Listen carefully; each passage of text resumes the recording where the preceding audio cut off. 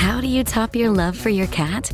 With a cascade of decadent savory gravy over a mouth-watering mousse pâté. Fancy Feast gems.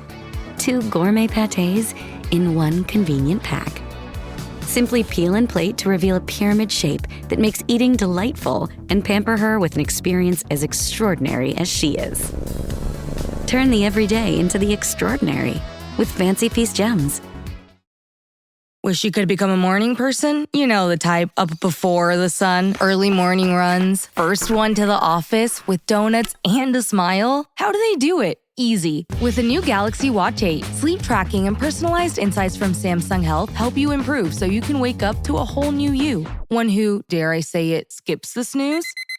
It's possible. Train your sleep with Galaxy Watch 8. Learn more at Samsung.com. Requires compatible Samsung Galaxy phone, Samsung Health app, and Samsung account. For a limited time at McDonald's, get a Big Mac extra value meal for $8. That means 2 all-beef patties, special sauce, lettuce, cheese, pickles, onions on a sesame seed bun, and medium fries, and a drink. We may need to change that jingle. Prices and participation may vary. This podcast is supported by FX's English Teacher. Last year's critically acclaimed series returns to follow Evan, Gwen, and Marky as they vie for their students' divided attention. See why Cosmopolitan called its premiere season a masterclass of comedy, while Glamour raved it's the year's funniest and most heartwarming new comedy series. FX's English Teacher, all new Thursdays on FX. All episodes now streaming on Hulu. This episode is brought to you by Nespresso and Samra Origins by the Weekend Coffee Collection. Introducing Samra Origins. My collaboration with Nespresso is a connection to my roots, to my mother, Samra. Coffee that hits the right notes. It transports you. Crafted with unique notes and bold soaring flavors. Experience a taste that moves you. Nespresso and Samra Origins. Discover more at Nespresso.com.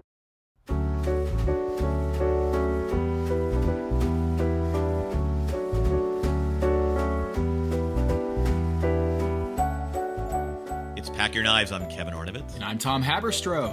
Tom, what do you make for your mama? What do I make for my mama? Oh, that's a great question, Kevin. You always hit me with these amazing, insightful, and I feel like you have the opportunity to think on it, and now I'm like on the spot. What do I make for my mama? A bowl of ice cream. Really? That's it? I don't have a go-to dish. My mom, you know what? She loves a good burger. She's kind of just a jock when it comes to her appetite. She likes her French fries. She likes a burger. She's not one of these people with a salad. Your mom's fun to eat with. My mother hasn't had a hamburger since 1979. Yeah, see, my mom is awesome. Like she's great to just go to like the local Wendy's and she's one of these people who she would exercise to eat. You know, so it'd be like she ate, spaghetti with ragu and then the ice cream for dessert and all this stuff. But she never was, really heavy because she always exercised. So she, I think a good chocolate chip ice cream from Breyers is really where it hits the spot. I mean, you know what? That's my preparation.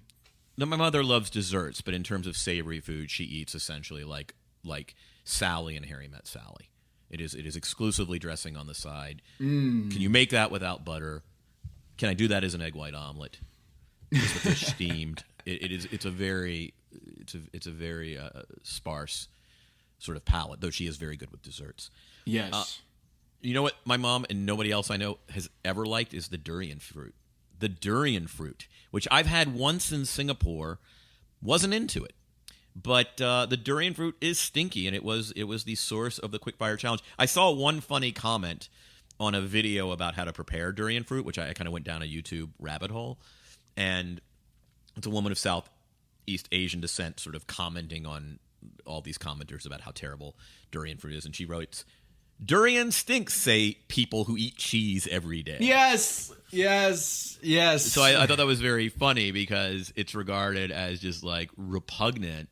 And yet, I think to a lot of the world outside of Europe and kind of Anglophonic countries, like the fact, or Francophone countries for that matter, I mean, the fact that anybody would ever touch or eat or enjoy blue cheese is absolutely revolting, just as durian fruit is revolting to many people who eat that sort of cheese. And on that note, Kevin, I wrote down all of the quips from Top Chef, their descriptions of durian, and I want to ask you your favorite one, your favorite description of durian. Okay, so I have, it smells like a porta potty. It's like really stinky French cheese that was put in a plastic bag with socks you used after mowing the lawn. I don't like it, to be honest, Eric said. You can't make a dish you love out of something you hate. Spiky monster of a fruit. Big fruit that smells like garbage. It's gross. And then my favorite part was when Sarah was cooking with it, and she puts it on a spoon like her dish, and she's like, "Hey, Kelsey, can you taste this?" And Kelsey just looks at her like, okay. And she takes like the littlest tiny bite, and she just starts to gag. So, Kevin, what is your favorite reaction to the durian fruit on this episode? Just because it's a nice, tidy little aphorism, I do love Kelsey's. You can't make food you love out of something you hate. I mean, that would be me kind of working with like a cilantro. Yeah, a bundle of cilantro. Yeah. Like, I don't know what I would do with that challenge. I have no idea. So did you like the durian? Was it nah. I'm saying it like not just your experience eating it, but I'm saying the durian aspect to this episode. Did you like that as the quick fire? I really like it. I mean, it's a really good challenge, and it was very interesting to see sort of how people work around it, because I like it sort of as game strategy. On one hand, you can hide it, and you're probably going to get the ickiness out of the dish if you hide it. But by virtue of hiding it, if you hide it too much, you might get dinged. So it's like I like it as a game theory exercise. Yeah. But if you use it too faithfully, you're gonna have something that just tastes lousy. Like you saw Padma's reaction when she tasted Michelle's, the ceviche with the durian spumon, because you were sort of like, oh, she's done, because it clearly just it had this bite that Padma was. Did you have some? What's the acid in there? Oh, that's the durian. That's the durian. And no, by the way, doing a spumon is ballsy. I mean, so what she does is just a coconut cream and grinds up some ice with the durian, and then does this shrimp ceviche with what essentially is a Portuguese chimichurri, and she wins the quickfire. I want to give Michelle, who will be joining us later, I want to give Michelle like she has been cooking very good for a very long time now, since she's been back in the competition, and even prior to being bounced for her Rupperina ribs. But that was the winner, and so Sarah also got a nice praise for her crispy bass. Did a curry, which is dangerous, right? Curry is sometimes seen as can we sort of hide the ingredients? Eric last week with the curry sort of got dinged for not fully paying homage to the ingredient. But Sarah does it, little dinosaur plum, and it works well. Whereas Kelsey, clearly hating the fruit. By the way, Kelsey that was my favorite one, because the judges come around and the guest judge says, frankly, it was very nice to look at, but other ingredients took away from the durian. And Kelsey, totally insouciant, is just like, yep, you're right. Yep, nailed it. Absolutely. The other ingredients took away from the durian. That was the point. That's what they were there for.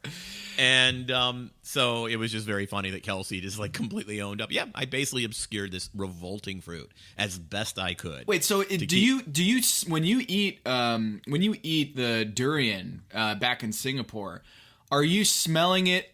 Are you unhatching it? Are you like carving into it, or is it already prepared sans spikiness?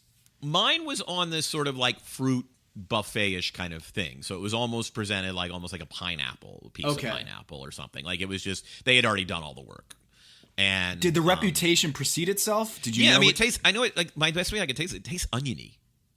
Like it's sort of, like that feeling when you think like you've put, like you ever like by accident put salt in a cup of coffee as opposed to sugar or something like that, or you think you're drinking water and it's a Sprite. Yeah.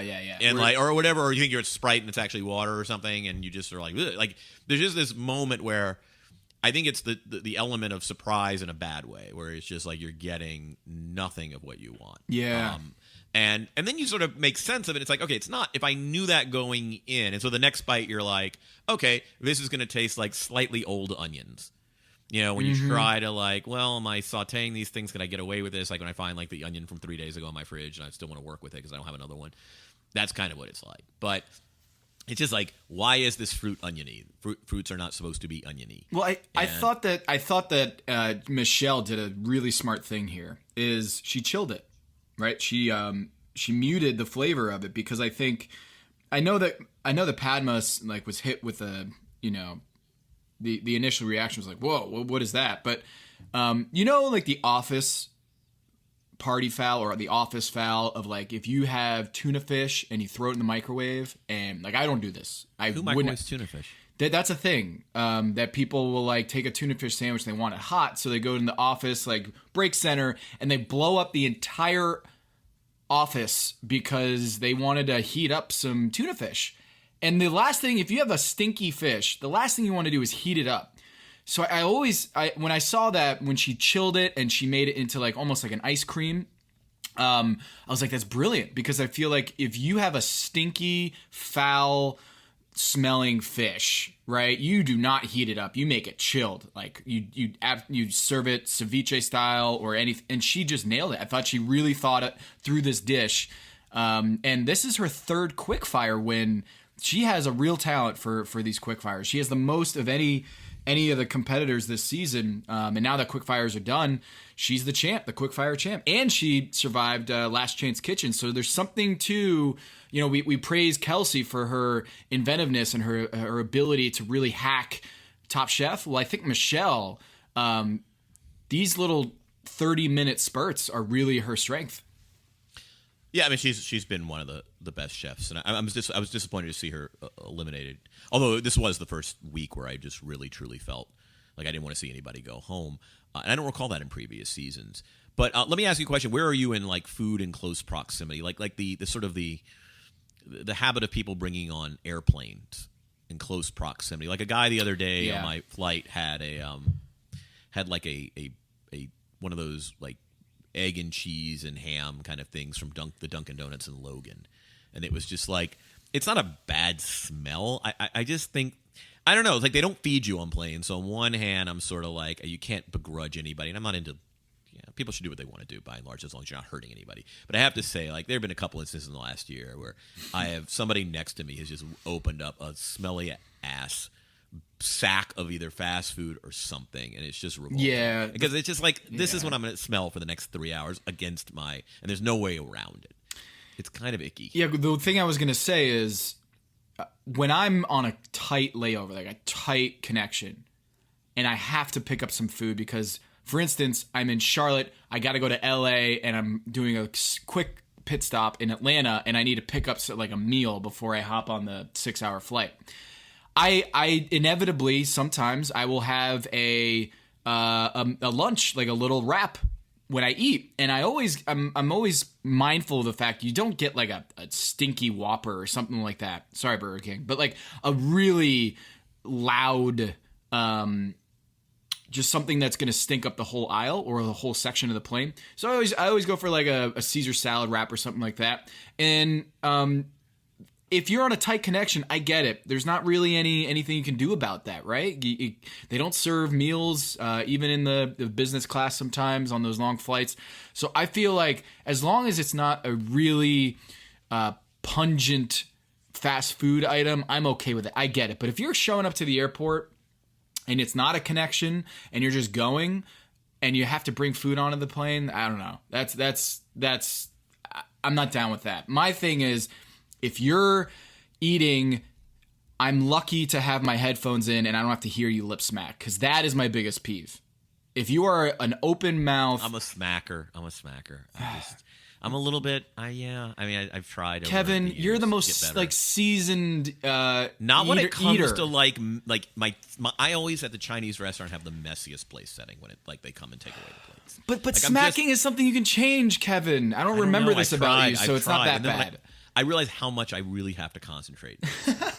This just requires intense concentration. But at Japanese food, you can slurp all you want, yeah. So like you can. Well, that's the thing. It's like also, I mean, I have to be honest. Like much of the world, like is just not a faux pas. I mean, it's kind of. I agree. It's kind of revolting, But no, I agree, and I just think there's a social contract on flights, and like the best citizens who abide most faithfully to those social contracts get things like, as you say, a turkey wrap that's cold. So Yes. it's not going to I'm going to bring up like a pastrami sandwich, a hot pastrami sandwich on a flight. I think the best people, I always pack like one of those bulletproof, like collagen protein bar kind of things. Like I'm a big bar guy on a. You know what's actually bad smelling, like on a flight? I did the other day, and I felt really bad about it because it was kind of pungent. What? Beef jerky, like those Crave beef jerkies that you find. Really? They smell? They smell I bad. guess, well, they're smoked and cured, and I guess if you open that bag, the first burst, but it's not a lingering smell, right? No. Like a Slim Jim doesn't smell bad, does it? I haven't smelled a who smells a Slim Jim, Kevin? No, but I'm saying if I were to open a Slim Jim on a flight, I used it's one to of my favorite processed foods. You know what? When I was a kid, Kevin, I would pull the film, the plastic, almost plastic film off the Slim Jims. Did you ever do that? There's like a sausage casing. No, like casing. I like the casing because the casing gives it the crunch. Yes, it does. You don't want to lose the casing. Anyway, all right. Back to the show here. So I'm really excited because, and we didn't really talk about Macanese food last week, but it's just so really, and I think someone said this. I think Graham said this the previous week, which is it's one of the world's first real great fusion foods, just because you have this Portuguese influence, and it was really cool to be reminded. I haven't been there since 2012. But like the samosas are much closer to egg rolls, so it has this sort of South Asian samosa thing, but kind of with a Chinese spin. They like the peri-peri flavor, that sort of chili with smoked paprika combination is really present in a lot of dishes. But they also have like tamarind pork is always like on every menu in Macau. That was very cool. They do this funky thing that I think you would like. It's a pork chop bun. But it's not like a bao bun, like those fluffy, lovely Chinese dim sum buns. The bun is more like, honestly, it's more of a sandwich. It's more like this hard European bread roll. And then they just like stick a pork chop. And sometimes the pork chop still has the bone in it. So I'm a huge fan of the pork chop bun. That was like the best street food in Macau. So anyway, that was... I'm just really excited that the Macau was sort of chosen. And the elimination challenge was to combine sort of the culinary traditions of Macau and the region with your culinary traditions. Yeah, so one thing that was confusing about this is I think the challenge to be very specific was to use Chinese ingredients with your own heritage as like a fusion. And I remember at one point Colicchio, like Tom was like, I know that Michelle, and we'll get there. I guess we'll get there. But Michelle had Chinese ingredients, but she didn't get any Chinese flavor, and she really missed the mark on that. And I was kind of sitting there being like, wait a minute, that was the whole point, was like to use Chinese ingredients with their heritage. And I felt like, it was basically do a hybrid, right? Do a hybrid of Chinese or Macanese food with your heritage. And I felt like this is a perfect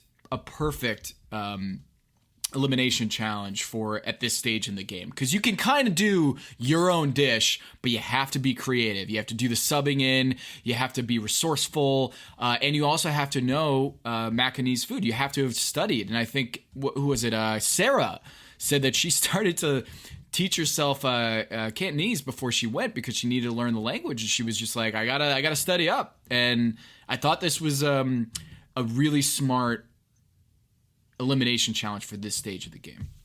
And we'll talk with Michelle a little bit. I think there were a couple of red flags. I mean, to your point, I hear what you're saying. I mean, I think the understanding is you use the Chinese ingredients as a means to get the Chinese flavor. If you use the ingredients but don't translate it into flavor, then it's the tree falling in the forest. Yeah. Michelle kind of fell victim to a couple of things. I mean, one is, so she essentially what she did was a deconstructed cipollini. And Cipino. I think Cipino. Oh, what am I calling it? Cipollini.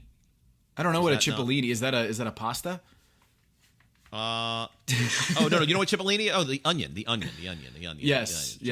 Cipino. Yep. Cipino.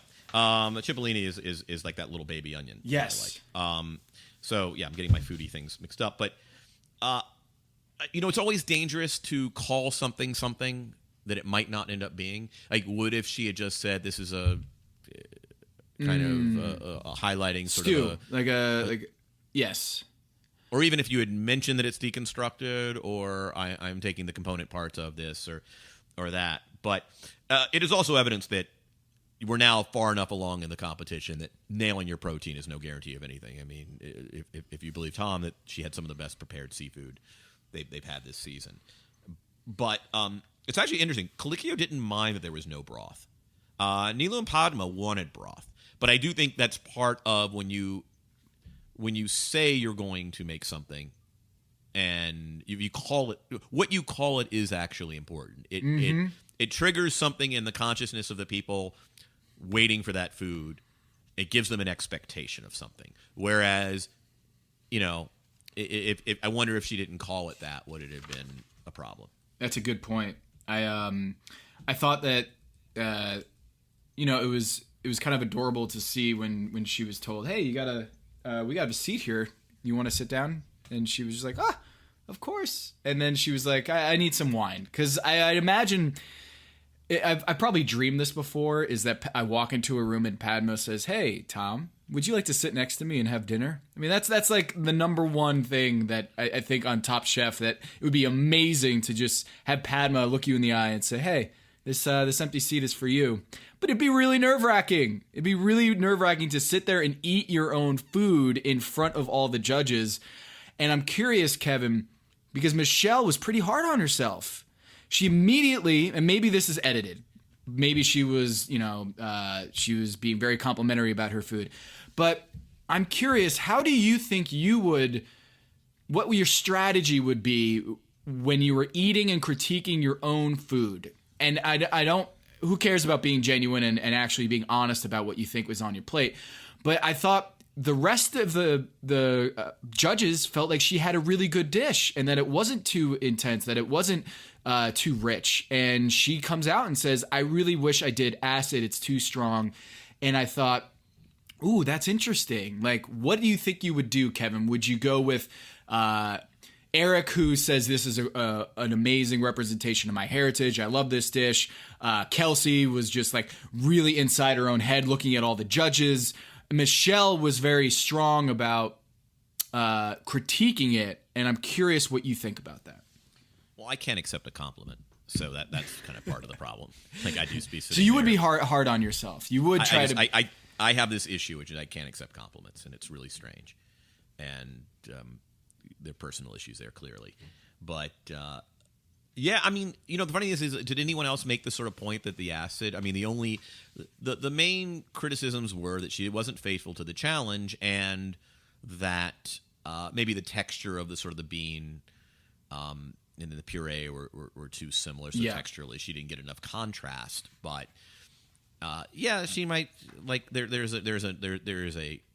there's a cohort of us who just can't accept compliments. Who just can't sit there and allow people to say nice things about you. There's just it's clearly so your skin would crawl in that. Oh, I would be terrible in that. Although, I mean, I don't know. I cook for people all the time, and I never have an issue, I guess. But those people I would have an issue with. Yes. Because it's bringing Tom Colicchio. It's Padma Lakshmi. I mean, it's editors of the top food journals in the world, right? Like, and there I am sitting there, and they're eating my awful food. And it's probably the first time you've prepared that food. Like when you're hosting people for dinner, it's usually a dish that I'm guessing you've done before, just with you and Eric, right? Like I feel like you've tried cooking this dish many times before, and you can nail it. Whereas on this show, you don't know. I mean, this is the first time you're preparing this dish, and you're kind of pulling it out of your ass. That's probably adding 10 layers of stress there. So we'll have to ask her. I mean, one thing I was thinking about is we're far enough along in the competition, Tom, where these chefs are basically they know what the challenge is going to be.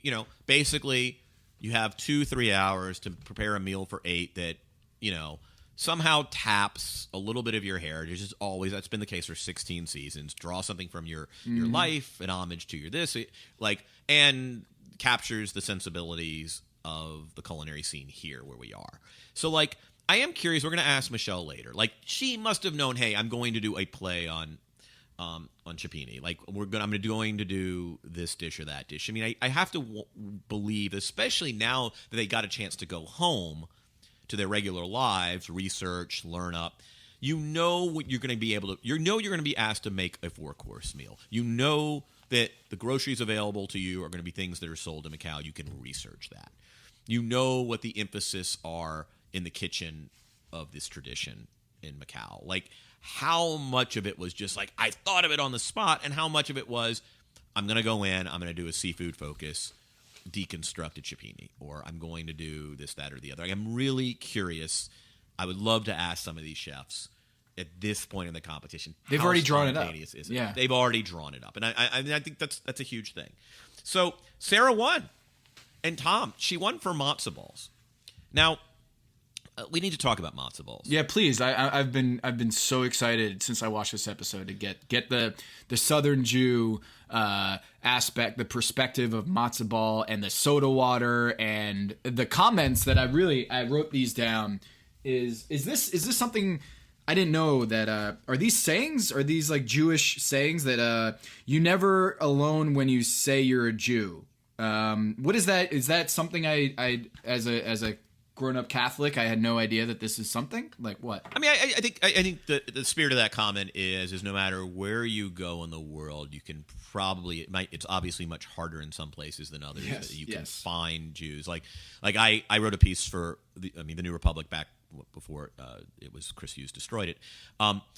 And I went to the brush of the Ghana Ivory Coast border and found this ancient community of Jews and did a kind of a piece on it. And but the notion is that if you go to Auckland, New Zealand, you can go to synagogue on a Friday night. You can find your Jews.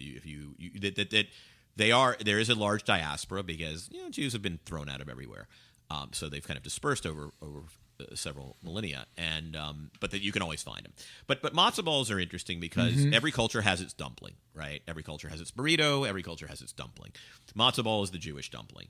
I'm not a huge fan of matzo balls, and I know that's going to be sacrilege to anybody listening who's like, how dare you? Like, matzo balls to me are like, if you did the power ranking of dumplings, Tom, starting with just like the sheer genius of like the Chinese tradition or gyoza in Japan, even the fufu in Eric's West African culture, you obviously like Hungarian dumplings and that sort of thing. Like, matzo balls to me are the lowest of the low. Like, there's just a lot of bad matzo ball going on in Jewish tradition. There's a low floor. There's a low floor, and no one's going to insult anybody's grandmother. You're never going to say, oh, these matzo balls weren't great. But, like, to me, the variance between a bad matzo ball and, like, the best matzo ball is merely a very good thing. There's no such thing. It's a really tough thing to do really well. And the ingredients are basically just matzah meal, which is like kind of crumpled up, unleavened bread. It's like salt, pepper, oil, and eggs. I mean, it's just not all that. And then obviously, you use sodium bicarbonate, baking soda, or soda water to kind of lighten it up.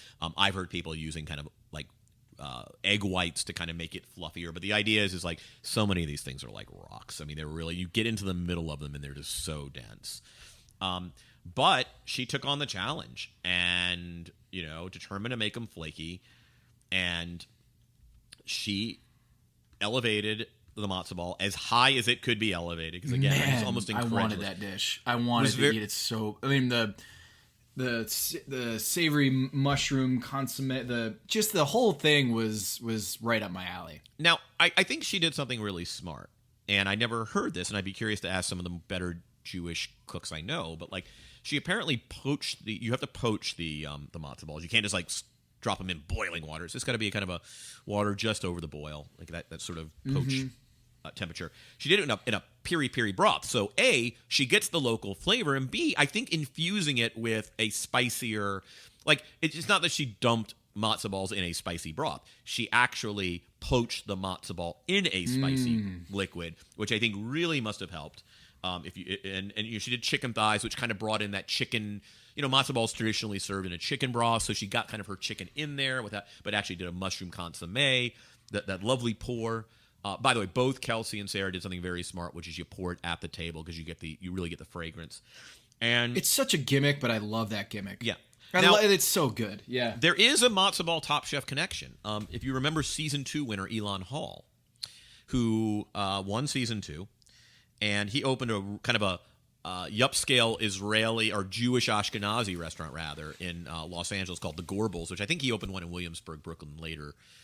I think he opened it it's about 10 years ago. It's closed since. But they had a bacon-wrapped matzo ball, which was always my favorite kind of thing. It's kind of hilarious. And it was a good matzo ball. It was a solid matzo ball. I remember going to the Gorbals in downtown Los Angeles for my bacon-wrapped matzo ball. And so Elon Hall, I don't know if did he do the matzo ball for the show? I can't remember. One listener will have to tell us if this is the first matzo ball that's ever been served on Top Chef. I feel like Elon might have did it in season 2, but that was literally, 14 years ago? Mm-hmm. So I remember first running into Top Chef, Tom, when you and I were in Miami. That is the year I got into Top Chef. I went back and watched all of them from start to finish over our 10-11 Miami Heat season. That was sort of my zone out activity in the apartment, was just like, I'm just going to plow through the first 5, 6, 7 seasons of Top Chef. And this is just, full circle that we're doing this pod then. Yeah, no, totally.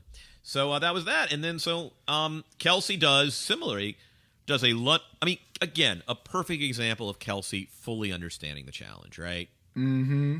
Like, this is going to be a bow to my tradition, and oh, by the way, it's going to have all the flavors. And it's just becomes this thing that's overthought of by so many other contestants. To her is just natural, right? Like, she does the low country boil, but does it with kind of a really strong, intense Chinese aromatic broth, right? Like all those dried, pungent seafood and dried mushrooms and aromatics like Chinese celery, which apparently she didn't have enough of because apparently was it Padma said that she couldn't drink a whole bowl. Yeah, of the broth. It was just too rich. Yeah, but you know what? I'd rather err on the rich and the salty side than err on the unseasoned side on Top Chef. At this stage in the game, you want to go full flavor. Yeah. Hey, by the way, what do you think? Would they allow someone to be disqualified because their mother lost their cart in a grocery store? Do you think they would actually go through with it? I guess they'd have to. The rules are the rules, right? Would your mother be doing that? Like, what would your mother, as a co-pilot in a grocery store on this competition, would she be like, wow, they really time you and just be nagging you about what this challenge is? Or would your mother lose the cart? No. Would your mother be super helpful? Like, give me Kevin's mother in a grocery store, basically supermarket sweep style. This will come as no surprise to you. My mother has a method, and she is well organized. I would never. Let's put it this way: my mother has some strengths and weaknesses as a character. I would never. She would never lose a cart. You would pull in Eddie. You would say, Eddie, or go sit over there and eat your little meal, and I'll take care of this, because I'd imagine, Kevin, you might have a separate strategy to doing to shop. Your mother might be like, this is how we're doing it, Kevin. My mother and I would do very well in sort of a Amazing Race type situation. We have to split up the grocery duties, get everything. My mother's very competent at those sorts of tasks, like list making, planning. My mother's very, it's kind of where I get it from. My mom is utterly forgetful about why she walked into a room, to get something the basic getting on in age, pre-senility, like I am.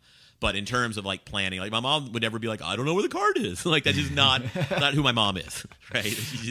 Kelsey must have had a panic attack. My mom is a woman with a plan.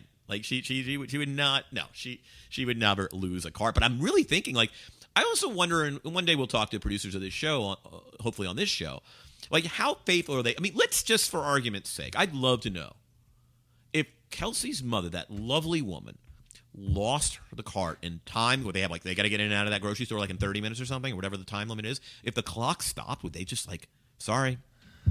Do they have mulligans? Do they burn? Is this challenge flags in the NFL where you have 2 opportunities to pull the flag and be like, all right, we're gonna have to break the rules on this one? Do you think they have that? It would be, so on one hand, the rules are rules. This is not Nom, there are rules. And if somebody loses a card, I think you have to disqualify them. On the other hand, I just can't imagine. First of all, the sheer pain you would inflict on that family. Kelsey and her mom. Can you imagine being Kelsey's mother? And by virtue of the fact that you kind of left the cart, which maybe some nice store clerk realized, oh, this person left, I'm going to restock all the all the items, because that's what you're supposed to do. Probably you're just going to leave a cart, and that had actually been how Kelsey was eliminated. I mean, can you? There was a part of me, like, you knew it wasn't going to happen. Like, you knew they were going to come back from commercial and everything was going to be fine. They would find it. It would be hectic, but whatever. But there was a part of me that was wondering, like, I can't even fathom the level of grief if a contestant, a really talented contestant's mother, like. This isn't like your other partner in the chef tested. Like, you're paired up with Sarah and Kelsey, and Sarah loses the cart, and you can like blame. This is your mother, right? This is not Eddie fucking you and only giving you one lemon, right? Like, this is this is your own mother. I mean, the Freudian she traveled across the world only to basically disqualify you after you've been burning like 19-hour days, slaving in the most like kind of really competitive game cooking competition show ever, and your mother disqualifies you because she's dim-wittedly leaves the cart randomly in some corner of a Macanese grocery store. Anyway, all right. I had to play that scenario out in my head because I was just like, what if that did happen? I mean, by the way, it would be the greatest talker in Top Chef history. Well, I mean, it would go down as one of the biggest bombshells, like the Ernest Biner fumble or something. The what's the dude's name? The Cubs fan, Chris Webber calling a timeout. It was Steve Bartman. You're right. That's actually a better Bill Buckner through the legs. Yes, it's not even a competitor, right? Like, no, it's not even Bill Buckner. It's Steve Bartman. It's like some person on this that's not even in the game, basically costing you a championship. Yes, and we're gonna have Michelle on here in a few minutes, and I think it's worth asking her. It's worth asking her your very scenario. It's like, what is the gray area here? Like, if that happened, what happened? Like, what do the judges do, or what do the producers do? So, right. Let's quickly finish up and let's talk about Eric real quick because we have 5 minutes, Tom. Yep. We have 5 minutes. To go. He does a goosey soup. Now, a goosey is the ground seeds of like gourds, squashes, etc. It is a Ghanaian dish, spinach and shrimp soup. And he does like panko fried fufu, which I love. Like, do the fufu again, give it a new take, slightly Asian take. It seems like he used winter melon seeds rather than pumpkin seeds. You can toast up and they kind of work, right? Like, you can kind of sprinkle them on top of the soup. Melon seeds, I mean, we ever get one in like a honeydew or a cantaloupe, it's kind of like, Yeah. And apparently it was just a deal breaker, which is too bad because according to Tom Colicchio, for all the brilliance of Sarah, the Duke of Broth, and the intensity of the broth in Kelsey's dish, according to Tom, Eric's agouti had the best flavor.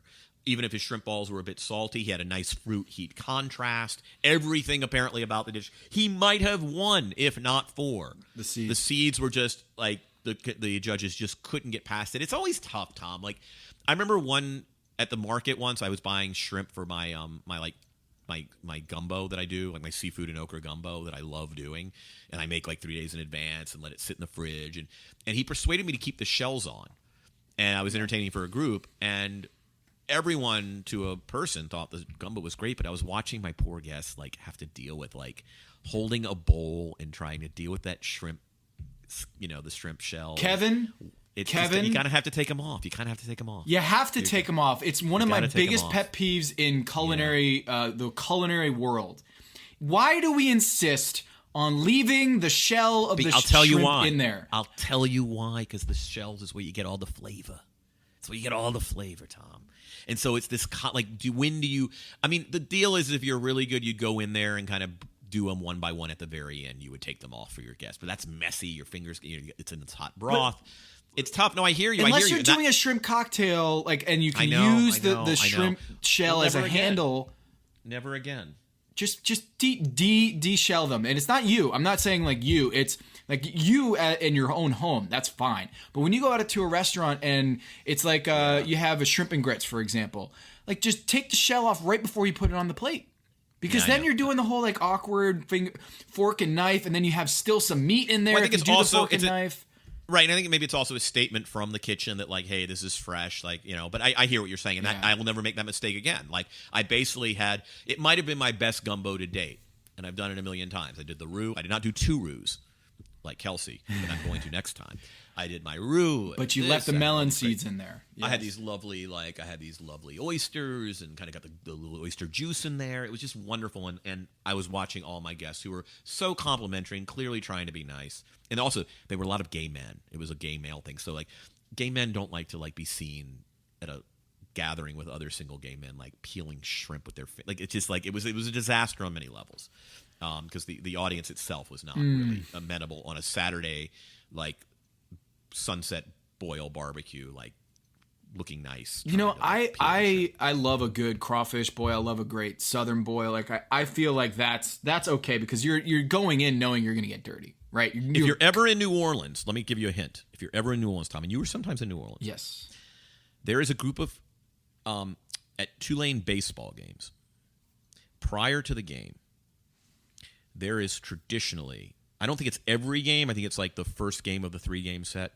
I think they do one of the greatest crawfish boils you will ever experience. They will welcome any outsider who comes. It's one of those things that's not on any Yelp board and not on any Reddit board or food board or anything else. It's but on like Pack Your those who Knives. kind of Yep. But I'm telling you, like, and I don't know. You'd have to. I would figure out who to call or put a query because you would hate to get there or not. But like it's just something they've been doing for years and years and years and years at Tulane baseball games. And it is like the best crawfish boil I've ever experienced. Listener, listen up. This is important, okay? I'm going to try to save you some money here. If you're still overpaying for wireless, it's time to say yes to saying no. At Mint Mobile, their favorite word is no. You may think like, oh, that's bad. No contracts, no monthly bills, no overages, no hidden fees, no BS. Here's why I said yes to making the switch and getting premium wireless for $15 a month. You heard that correctly. $15 per month. Ditch overpriced wireless and the jaw-dropping monthly bills. And of course, there are all these hidden fees and stuff, but at Mint Mobile, plans start at $15 per month. All the plans come with high-speed data, unlimited talk and text. You're not doing like weekend and nighttime minutes or anything like that. And it's delivered on the nation's largest 5G network. Use your own phone. Don't have to get a new phone. Use your own phone with any Mint Mobile plan and bring your phone number along with all of your existing contacts. I switched months ago. People have asked, did you actually switch? Yes, I actually switched months ago, and I don't know what to do with all this extra money. I've cheated the system here. I've rigged something. This is an Ocean's 11 situation where I'm stealing wireless from Mint. That's how good a deal it is. Ready to say yes to saying no? Make the switch at mintmobile.com/dings. That's DINGS. That's mintmobile.com/dings. Upfront payment of $45 required, equivalent to $15 per month. Limited time new customer offer for first 3 months only. Speeds may slow above 35 gigabytes on unlimited plan.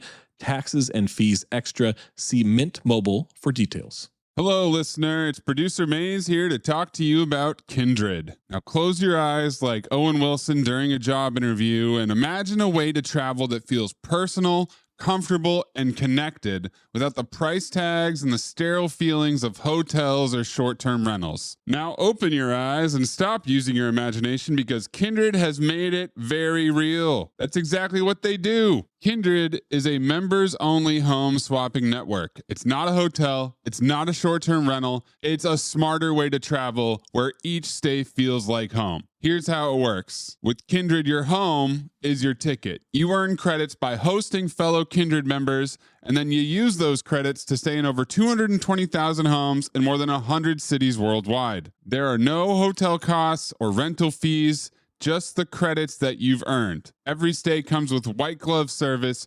24/7 trip support, and $100,000 in host protection. Make it easier for you to travel and enjoy yourself and not worry about details. I've used Kindred and I found an amazing home for a weekend getaway in an idyllic location with amazing views and great ambiance. It had everything I needed. And the best part was, it cost me $0. So apply now at livekindred.com and use code DINGS to join for free. Plus, you'll earn 5 nights of travel credit just for signing up. That's right, that's 5 whole nights for free at livekindred, KINDRED.com, code DINGS, DINGS, livekindred.com, code DINGS. Hello, listener. It's producer Maze here to talk to you about Quince and their cookware. Cooler nights mean cozy meals at home, and Quince's cookware has made fall cooking so much more enjoyable. Their pieces deliver the quality and performance of luxury brands, but at a price that makes sense. And they look gorgeous on the stovetop, too. No matter what item you need to complete your kitchen, Quince has you covered. With 5-ply stainless steel pots and pans, nonstick skillets, chef-quality knives, and even ceramic bakeware, which is perfect for cozy casseroles or Sunday roasts. And when you look at these prices, you might think, how is Quince doing this? How do they deliver high-quality items similar to high-end brands that are half the price? Well, let me tell you, they partner directly with ethical top-tier factories to cut out the middlemen and pass the savings on to you. And it's not just cookware. I got myself some bath sheets. That's right. When you're a tall man, you have to use bath sheets, not bath towels from Quince. It's like drying off with the cloud. It's incredible. Upgrade your kitchen for cozy fall meals with premium cookware from Quince. Go to quince.com/dings for free shipping on your order and 365-day returns. That's QUINCE.com/dings, DINGS, to get free shipping and 365-day returns. Quince.com/dings. This episode is brought to you by 20th Century Studios' new film, Springsteen, Deliver Me From Nowhere, starring Golden Globe winner Jeremy Allen White and Academy Award nominee Jeremy Strong. Scott Cooper, the director of the Academy Award-winning movie Crazy Heart, brings you the story of the most pivotal chapter in the life of an icon. Springsteen, Deliver Me From Nowhere. Only in theaters October 24th. Get your tickets now. The family that vacations together stays together. At least, that was the plan. Except now, the dastardly desk clerk is saying he can't confirm your connecting rooms. Wait, what? That's right, ma'am. You have rooms 201 and 709. No, we cannot be 5 floors away from our kids. The doors have double locks. They'll be fine. When you want connecting rooms confirmed before you arrive, it matters where you stay. Welcome to Hilton. I see your connecting rooms are already confirmed. Hilton, for the stay. And I like, it's true. When you go to Mobile, Alabama, where my buddy lives, one summer we went fishing on the Gulf, and he just like took a giant bag full of crawfish, threw some seasoning in there, and you know, your little corn on the cob, you got some sausage in there just for flavor, and just dump it out. They put newspaper out on a patio table, and then they just dumped all, you know, pounds and pounds and pounds of crawfish onto the table, and you just get in there and you just get dirty and you slurp and you suck the juices out of the tail, and it's just amazing. It's an amazing experience, and it's definitely very Alabaman, and I love that she did that. But I kind of felt like I felt like all these dishes were kind of similar. Did you notice that? That like the whole like stew, soupy, like I felt like they all went for the same kind of idea. And, well, I think it's a broth is a very easy way to get kind of Chinese aromatics. Yeah. So like to the extent that, okay, you want to do the protein your way. You know, you want to do like, how do I get the Chinese ingredients in there?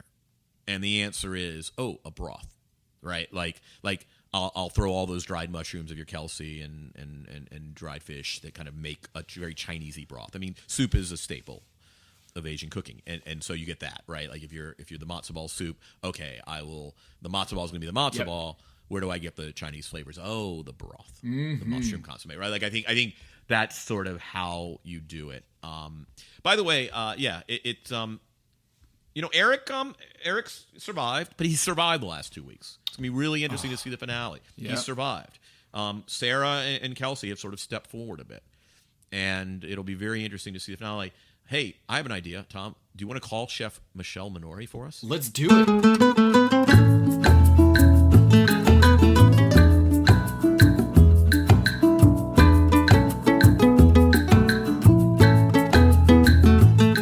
It's too bad that she got voted off here, because I feel like Eric has really fallen, not flat on his face, but he's really fallen off a bit here in the last few episodes. You know, in the quickfire, he's got one weakness as a contestant. It's sort of contra Kelsey. He has a tendency to bury ingredients. I mean, the few times he's gotten dinged, hey, the garden thing, well, it wasn't vegetable forward enough. The curry kind of subsumed the main ingredient. The durian was sort of lost in the vinaigrette. And so I think that, and then the seeds were just bad luck. I mean, if he'd found a gourd rather than a melon seeds, I wonder if we're even having a different conversation. Hi. Hey, Michelle, it's Tom. How's it going? I'm well. How are you? Doing good. Welcome to Pack Your Knives. We've got Kevin on the line as well. Hi, Kevin. How are you? I'm doing This is good. very I'm so exciting excited for to be me. here with you. This is very exciting. What? Oh, thank you. Well, let's start here, Michelle. Thanks so much for joining us on Pack Your Knives. We've been meaning to bring you on for a few weeks now, and we got backed up here, and we just so happened to get you on the week that you were eliminated from Macau, and it's heartbreaking because Kevin has been trumpeting he's been saying all season long that you were the dark horse and that you aren't racking up elimination challenges wins, but let's just say it. You were a crouching tiger in this thing where it just felt like you could really take this thing home. And for this episode, it felt like, man, you had like the slightest of errors, if you even can call it that. And at this stage, that's what's going to get you sent home. It feels like on any other episode, you could have won with this dish. Yeah.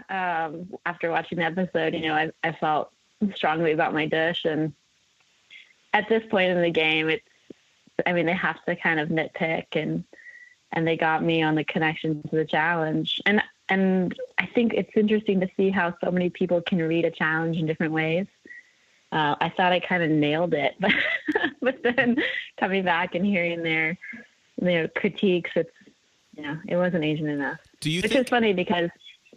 Do you think if you had called it something other than Chiappini, that it would have been okay? If you just I do. I think.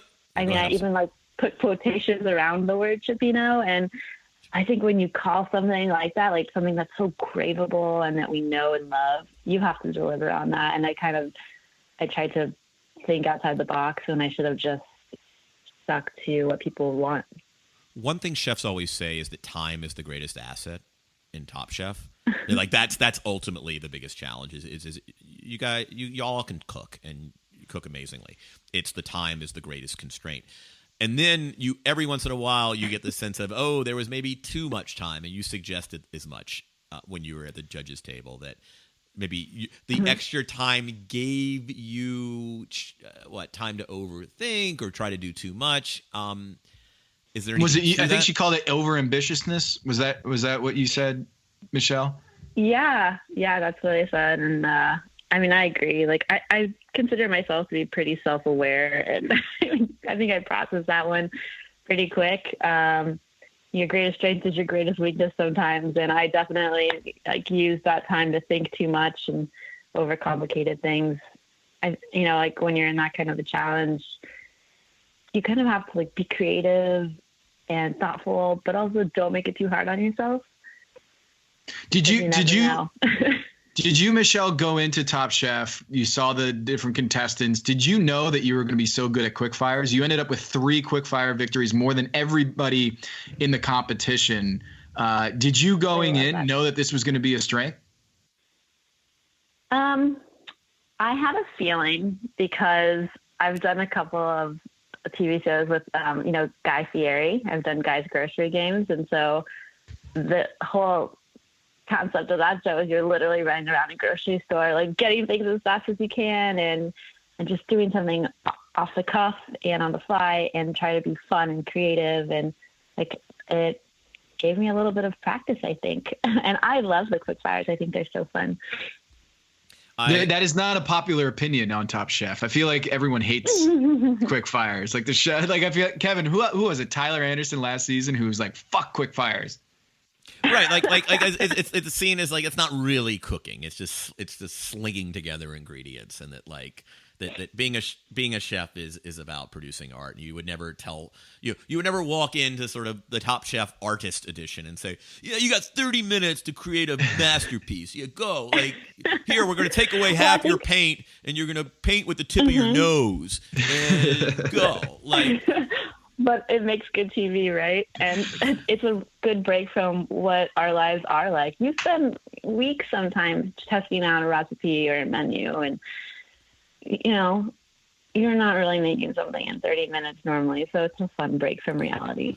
So I want to ask you about the houseboat party, because I think the moment I truly became a Michelle fan was when you suggested that the nature of the party should be a trivia party.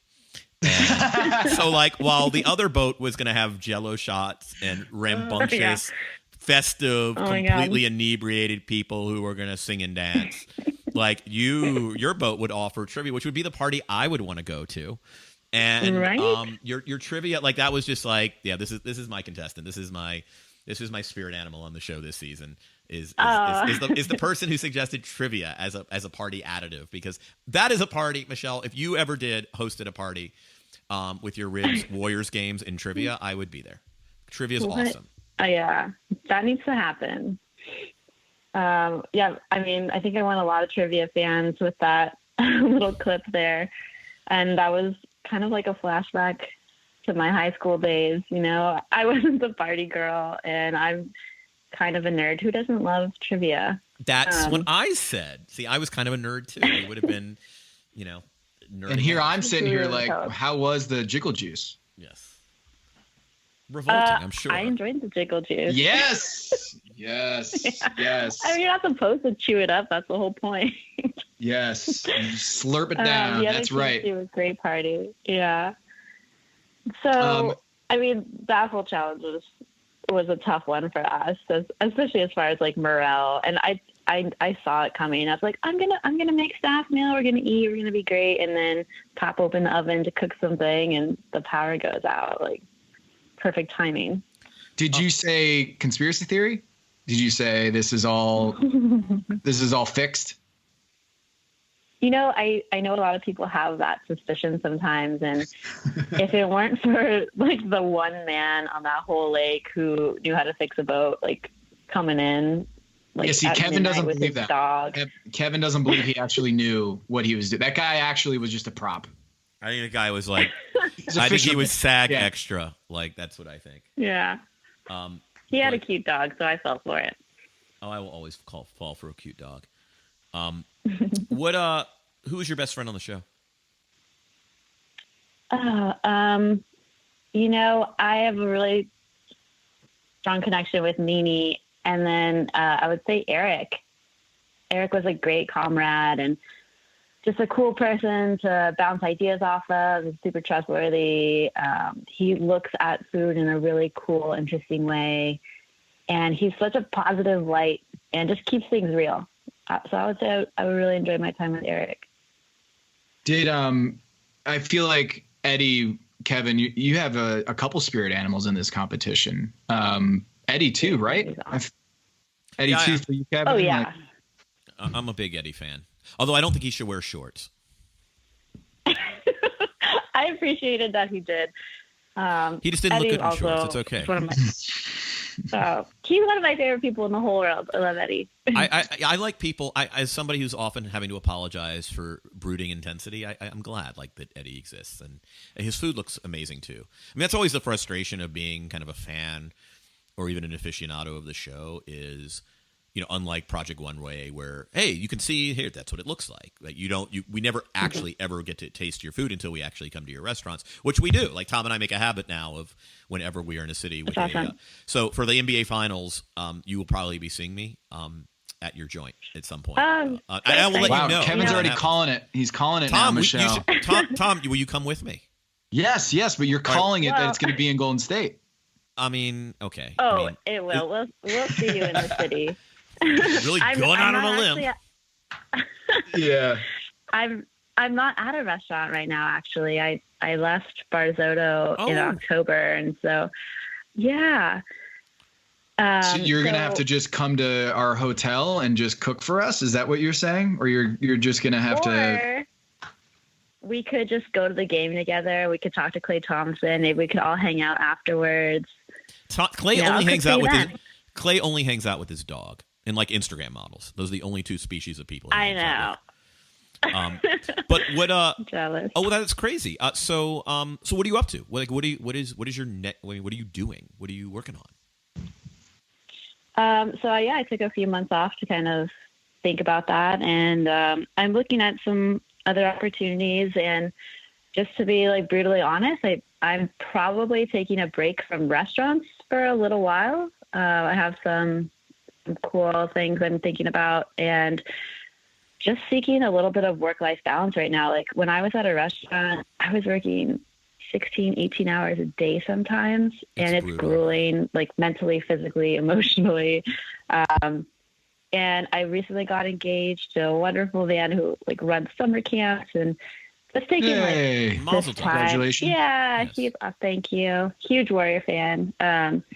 He's awesome. And so, just looking for some other opportunities and hopefully be able to support my community and do something good for women in the industry during that time, and also take care of myself. Well, restaurants, I imagine San Francisco is a really, really hectic place. I mean, the rents are really high. Spaces tend to be smaller. Mm-hmm. Like, I mean, I think about, Sarah's got this wonderful opportunity, right? She's bringing a certain kind of food to, a city probably doesn't have a lot of it. The rents are cheaper. Mm-hmm. There's more freedom. There's more margin for error. Not that she makes errors, but it is a less hectic. I mean, basically the chasm between opening a restaurant in San Francisco, where like you're paying God knows how many tens of thousands a month in rent, versus in Paducah, a community that's thrilled to have I imagine just the level of stress. And he's going to see like Eric has something kind of interesting going on in DC, right? Like he doesn't work in a restaurant. He does restaurant quality food, like watching what Brandon does, right? Like it does seem like there are opportunities outside of the grind to do really cool things in terms of food. Oh yeah. I mean, I love the food universe that we live in, and there's so many opportunities, and restaurants in San Francisco are probably like the most competitive in the country, and rent and labor, it's going through kind of a crisis right now. So I don't want to put myself through that. That's interesting. I'd imagine there's a bunch of opportunities or directions you can go, and especially with this Top Chef show and your performance on it, I'm sure people are coming out of the woodworks like, hey, have you thought about doing this? Yeah, I mean, definitely there's been some opportunities and a lot of interest. And I think one of the coolest things I've gotten out of this experience is meeting so many interesting people who are trying to do good things in the world. And that's probably been the biggest takeaway for me. Hey, so this is the point in the show where I ask a nerdy cooking question, because so you cooked what the judges call one of the best dishes of the season. This was your garden homage to your father, the snapper. And so I love fava beans. Like I love fava beans, but you know what I hate, Michelle? Mm-hmm. What's that? I hate peeling and trying to cook with fava beans and like spending 2 hours and having like a cup. Like, tell me, what is the shortcut? It's a labor of love. Ugh, like, is there any way? Am I doing this wrong? Like, what is it? Like, I would love to do a fava bean ragu. Like to me, that would be the greatest accompaniment to some of my proteins that I work with in the summer and late spring. And like, it is just, but it's like I just spent 2 hours peeling like a cup of fava beans. Like, what can I do? Help me. I have a sense that she's not going to give you a hack at all, and it's just you got to do it. There's no hack, is there? This is just it. This is just the way of the world, isn't it? I'm screwed. Sometimes you got to put in that labor. Yeah, my trick is I take the big fat ones and I give my sous chef the little skinny ones that are hard to get. I will give my sous chef, who's like me in an hour, basically. Like that's who my sous chef is, unfortunately. So the bigger ones are. So I should probably look for the bigger ones if it's just like a pain in the ass. Or I could just pay the $9 a pound the one farmer who actually shells them already. And that's generally what I do. Is I'm just like, oh fuck it. I'm just going to buy the prepaid. Yeah. Although that's kind of cheating too. So, but sometimes shortcuts will save your life, but sometimes it's worth it. Because that plate of food is sort of my perfect plate of food. That like springy garden, that snapper you made with the Beatles. Thank you. I was really proud of that one. Oh, I mean, and again, I just like fava bean ragu. Like I should be so lucky to construct that at some point. Right? I wanted that dish to look psychedelic and fun and happy because when I listen to the Beatles, that's how I feel. So I think I nailed it. All right. You did. Question we asked Kelsey last week, I'll ask you. If you could modify one rule change, like change a fundamental rule of Top Chef, the competition, what would it be? Oh, the whole thing in general? Like the first thing that comes to mind, which is probably lame, but I wish I could wear a watch. Like you have no sense of time. That's what she said. That's what she said. Really? And not in like a eighth grader way. That was exactly what she said. She was like, we have no concept of time. And she would wake up in the middle of the night.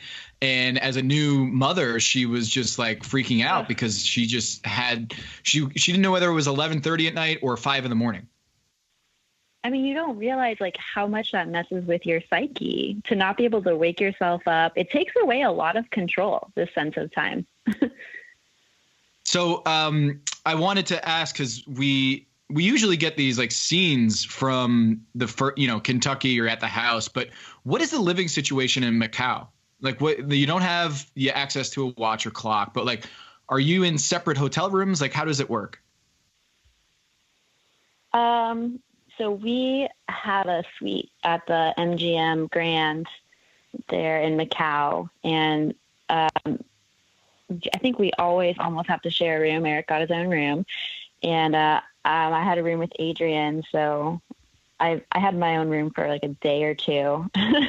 But yeah, we all kind of just share the same space, so you're always together, like eating meals. And I remember early on the show, Brian had said that he was mistaken for Chris Anderson, Birdman. I don't know if you know Birdman. Yeah. Yes. So was he hanging out was like all of the contestants together, or was it just the finalists together? So when you're filming, you're kind of in this whole Top Chef world. You're only with whoever's still filming, so when they brought them out, when they brought him out for the last episode, I think it was the first episode of Macau, you genuinely hadn't seen those people. No, yeah, we hadn't. They're really good. Everyone's got like a handler, and they're so coordinated. Just watching the production staff and everyone involved in casting it's mind blowing what they do, and that's a hard job keeping like 15 grown ass adults like away from each other and telling them what to do. What was it like seeing your mother there? Oh my gosh, having my mom in Macau was the best surprise I could have asked for. I did not see that coming. She's pretty good at keeping a secret. Did Kelsey's mom really lose the cart? Because Kevin and I were discussing before. We've got to talk about this. What would happen, and what did happen? Are there gray areas if like Kelsey's mother lost the cart and lost all of her food? Would she had just not had that food? Like, what would the Top Chef producers done? I mean, knowing how strict they were with us, I'm pretty sure Kelsey would have been screwed. So her mom, thank God she found the cart. I mean, I was thinking we were talking about that. Sure. Like, can you imagine, like, this lovely woman comes all the way from Dothan, Alabama, to basically disqualify her daughter from the most intense competition show on television? Like, who is slaved for 19 hours a day or whatever the hell it is you guys do, and only to... And then your mom takes you like, down. The Freudian implications of that are just mind-blowing. No, shopping is hard, and I think all the moms are really surprised, and they came in like, this is real? Like, we really have to run and find these things? All right, so food you just don't like. Durian. I can't say that there's... I'm not just trying to be, like, politically correct or polite here, because I am a pretty brutally honest person. Everybody on this season was just a fantastic human being. No, Like, not person. talented. Food. Oh. So Food. nice. Oh, no, I would never ask Is there that. any I would never food that I ask don't that. like? No, I would never ask that. Food you don't like. Food, like item of food. Like I have my own aversions. Tom has his. I'm always curious what chefs are like. Calicchio doesn't, like, you can't make okra for the guy. Yeah. That's so funny because I get that question a lot, and maybe I'm just like a fat kid at heart, but I pretty much like everything.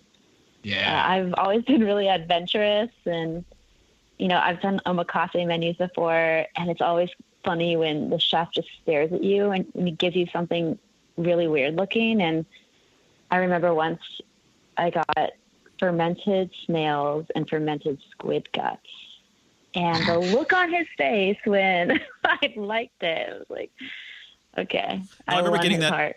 in Tokyo with whale sperm. Sorry, what? Okay, I haven't tried that. Whale it's a little sperm. off-putting. It's exactly as you imagine it. And Wait, it's not. And it's was not it a bad. sperm? Like a sperm whale sperm? It is a whale sperm. It's whale sperm. Oh and my God. Like I Yeah. will make it no more safe for work than that. Like that's just. And it was actually Use fine. your imagination. Yeah, but all right, All right, given that you are not cooking in San Francisco in a kitchen at the moment, game 1 Thursday night, game 2 Sunday night, Friday night is off. Where we went to Lazy Bear last year for our Friday night meal, Tom and I. did. Where would we go this year if we want truly? And we both love that, like omakase tasting. I leave it in the hands of talented chefs. I don't even need to order off the menu. I trust you if the recommendation is good. Like, we have one meal. What do you got for us in San Francisco? I mean, the first thing that comes to mind is just somewhere that I think is always fun is Statebird Provisions. Have you been there? I have not. I have not, but I've been recommended that before. So give us the scouting report on Statebird. So Statebird is a whole different, like, experience. It's a restaurant, but they also have these cool little food carts that people push around, and it's just a fun way to eat, kind of like dim sum style. You can order off the menu, but then this beautiful cart with really beautiful little bites comes around, and you have to say yes to all of them because the way they think about food is just really fun. It's the kind of food that chefs want to eat, and all these bright flavors, like interesting textures, things you don't really think about putting together. I would recommend that place. It's fun. All right. So speaking of San Francisco, we've cleared our throats here. We've gotten all the amateur stuff out of the way about food. You have the floor. Talk about the Warriors or ask us a question about the Warriors, whatever you want to do, because we know you're a big super fan about the Warriors. So let us have it. Awesome. Okay, so where do I start? Actually, I love the Warriors. And okay, first of all, I want to say I love statistics in basketball because the best person on a team is that best person based on facts and stats, right? It's not subjective. And I freaking love that. The way into Tom Haberstroh's heart. This is the battle he's been fighting for 10 years. Right. That's like, you can't argue that. And I love the Warriors and Steve Kerr. I love the leadership style. I think, they focus on being mindful and having fun. And that's also how you should be in a kitchen. Like, that's what cooking is. Have fun because it's just food. Have fun playing basketball because it's just a game. But also, like, work your ass off. And there's a team aspect to being in the kitchen, right? Oh, yeah. You need everyone. Everyone on that team is equally important in some way. So I love watching the Warriors because they're such a good example for all of us. I mean, I love Klay Thompson. He's confident, but humble at the same time. And I kind of feel like he's my spirit animal because we're both kind of space cadets in some ways. Like, did you know he reads the newspaper before every game? No, I didn't. Is that his ritual? Yeah, he sits at his locker with Kevin, do you know what periodical it is? I do not know. I haven't been in that. Actually, now I'm going to be in that locker room in a few weeks. I will. He sits I with will the see. actual print, the print version of the paper, and just reads the paper. It gets him in his zen. It ramps him down, and he just gets in this zone for NBA games. Isn't that pretty cool? So cool. I love that NBA players and a lot of athletes in general have a ritual. And that's something that I would always remember before I would go to work. I'd do something, have some kind of ritual. I don't know why it just calms me down. It kind of gets your mind ready. So what is your favorite Warriors team? Is it like Run TMC? Is it like is it the pre-Kevin Durant Warriors? Is it the why am I blanking out? With the We Believe Warriors, where they knocked off Dirk Nowitzki in the first round. Baron Davis, yeah. The Baron Davis, Steven Jackson era. Like, what is when Michelle Minori like thinks of her favorite Warriors team? Which team is it? So I'm not gonna lie, I'm not like a huge buff. Like, I haven't been following basketball for a long time. I just recently got into it about 3 years ago because of my now fiance, who's a huge fan, and I love watching with him because he knows like all the drama, he knows all the backstory, all the history. And so I started watching when Pachulia was playing with us. Yes. And I love Pachulia. Someone says that's the funniest name to say. It's the best name to say, is Zaza Pachulia. There's nothing more enjoyable than saying that name. Oh yeah, he's fun but terrifying at the same time. So, yes. I mean, this whole new era is probably the best, only because I've gotten to experience it so close to home. Yeah. So the Warriors are they're going to be steamrolling here. They just had a bad loss to the Celtics. But have you ever served a Warriors player, like a basketball player, at a restaurant or just like at any event? Have you ever met them? No, I haven't. I recently got to go to warm-ups courtside, which was cool because Steph Curry accidentally hit me with a basketball, which is like such an honor. but I would love to. So if you can make that happen, we would be best friends for life. Okay. Kevin, who's the biggest foodie on the Warriors, you think? Who is the biggest foodie on the Warriors itself? Do they have... I'm just going through their Andre roster. Iguodala, like I don't know, like who would be the most likely to be a guest judge on Top Chef? I mean, I know the coaching staff has good taste actually in sort of road meals, like go to good places in Minneapolis and like when they're on the road in Western Conference cities and stuff. Do I know anybody on that roster currently? Well, does Steph have a pretty refined palate because of Aisha? Because she's kind of a chef. I am married to a chef. I don't know. I think of him as being simple. Yeah. Like not in a bad way. Just like what is this? Something to do with Charlotte where I live, Kevin? What is that? No. He's just like he's Steph Curry, right? Like it's just kind of it's ecumenical. It's like it's populist. I don't know. I'm trying to think. Do the Warriors have like a chef that follows them around? Because that's something I was trying to figure out. Ooh. All right, we can start this campaign. Now we have a campaign to start. They need a new team chef. Yes. They need a new team chef. By the way, there's a wonderful, Gosh, I mean, Michelle, there's like more and more. This is something, I mean, you're a Bay Area person, so it's not like you would probably go to another NBA city or maybe not for long term, but like more teams are getting into sort of smart young chefs who are sort of interested in a not exactly restaurant, although there are times where it does emulate restaurant cooking, but not really. Like the situation in Philadelphia is brilliant. There's a young chef there who's a huge NBA fan who's the Sixers chefs. But yeah. Yeah, I read that article. Yeah, I'll keep our ears open. We're going to keep our ears open. This is we have a project, Tom. We have a project. Yeah, we do. They need to eat good food, healthy food, and delicious. They do, and it's a struggle because there is so many.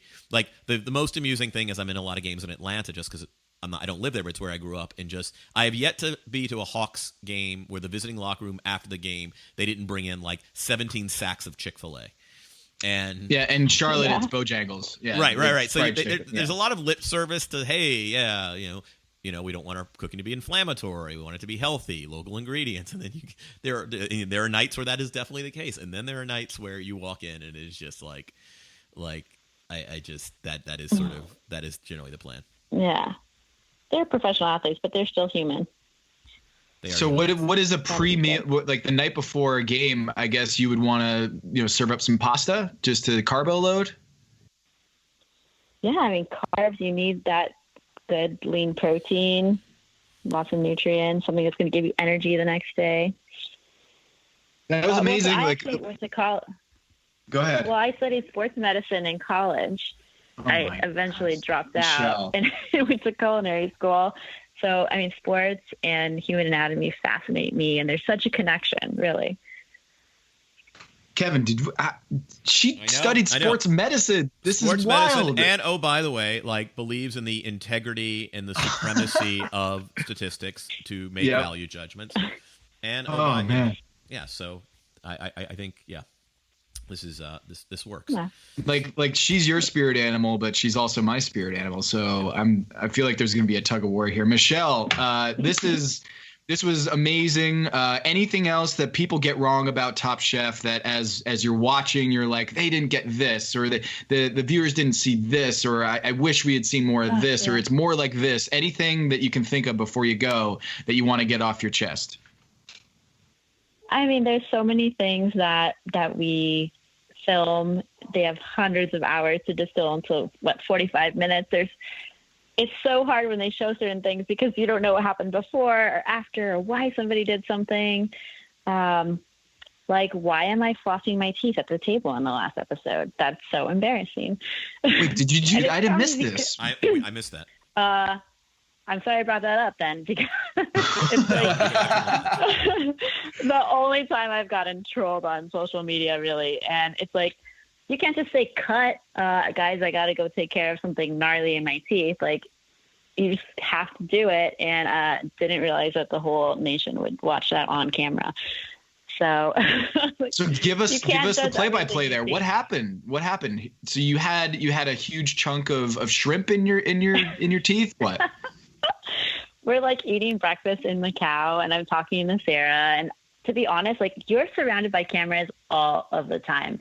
And so I didn't even realize I was on camera when she told me, like, you got something in your teeth. And so someone off camera gives me this little floss thing, and I'm like trying to get it. And all of a sudden I realized, like, oh shit, there's cameras here. And, they did you dirty. They gave you the floss, and then they filmed it and put it on that's mean. Someone is mad at me. But, we're all human. So that was in the Macau. That was at the beginning of this latest episode, when you guys are hanging out? Great way to. Yeah, and then I'm like drinking some beet juice, and I flashed Sarah my red teeth. Yes. Just being like a goofy weirdo. Yeah, I have some manners. All right, Michelle, thank you so very much for joining us. It has been a pleasure. Thanks, guys. I had a wonderful time. You guys are awesome. If we can get this done, Kevin, the PYK campaign to get Michelle as the team chef of the Warriors, let's make it happen. Okay, and Those you would be might some lucky guys. And you might see it. We appreciate the food recommendations as well. Yes.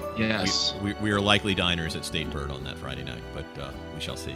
Awesome. Let me know when you're in the city. Will do.